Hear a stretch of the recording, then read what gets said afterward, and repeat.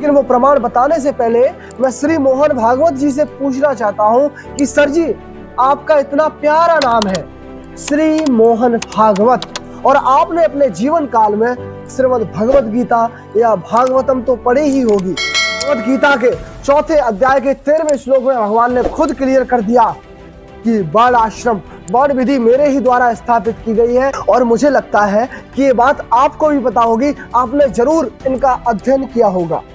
वो बात अलग है कि आपकी एज तक आते आते लोग जल्दी भूल जाते हैं, लेकिन आपको याद रखना चाहिए, क्योंकि हमारे जैसे लाखों युवा आपको अपना इंस्पिरेशन मानते हैं, आपको देखकर इंस्पायर्ड होते हैं। और अगर आपने अपने जीवन में श्रीमद् भगवत गीता का या भागवतम का अध्ययन नहीं किया है, तो मैं आपसे रिक्वेस्ट करूंगा कि आप कम से कम एक बार श्रीमद् भगवत गीता का अध्ययन जरूर कीजिएगा।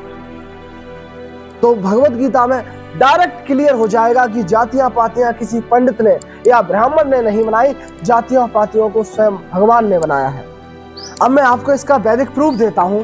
मेरे पास है Bhagavad Gita as it is. Bhagavad Gita के 4थे अध्याय के 13वें श्लोक में भगवान ने खुद कहा है, चतुर्वर्णम मया सृष्टिम गुण कर्म विभागशः तस्य कर्तारमपि मामम विधि अकर्तरम अव्यहम। इस श्लोक में भगवान श्री कृष्ण ने कहा है कि प्राकृत के तीनों गुण और उनके संबंध कर्मों के अनुसार मेरे द्वारा मानव समाज के 4 विभाग रचे गए हैं। मैं इस व्यवस्था का श्रेष्ठा हूं। और इसके तात्पर्य में कहा है कि भगवान प्रत्येक वस्तु के श्रेष्ठा है, प्रत्येक वस्तु उनसे उत्पन्न है, उनके ही द्वारा पालित है, और प्रलय के बाद प्रत्येक वस्तु उन्हीं में समा जाती है।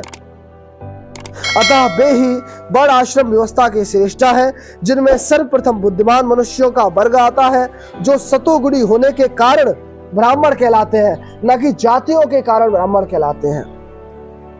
द्वितीय वर्ग प्रशासनिक वर्ग आता है, जिन्हें रजोगुणी होने के कारण क्षत्रिय कहा जाता है, और वाणिक वर्ग या वैश्य कहलाते हैं, जो रजोगुणी और तमोगुणी के मिश्रण युक्त होते हैं, और शूद्र या श्रमिक वर्ग के लोग तमोगुणी होते हैं। तो भगवत गीता के 4थे अध्याय के 13वें श्लोक में भगवान ने खुद क्लियर कर दिया कि वर्ण आश्रम वर्ण विधि मेरे ही द्वारा स्थापित की गई है, और जातियों का निर्माण स्वयं मैंने किया है। तो मोहन जी, आप कैसे कह सकते हैं कि जातियां पंडितों ने बनाई हैं? आप तो इतने ज्ञानी हैं, आपको पता ही होना चाहिए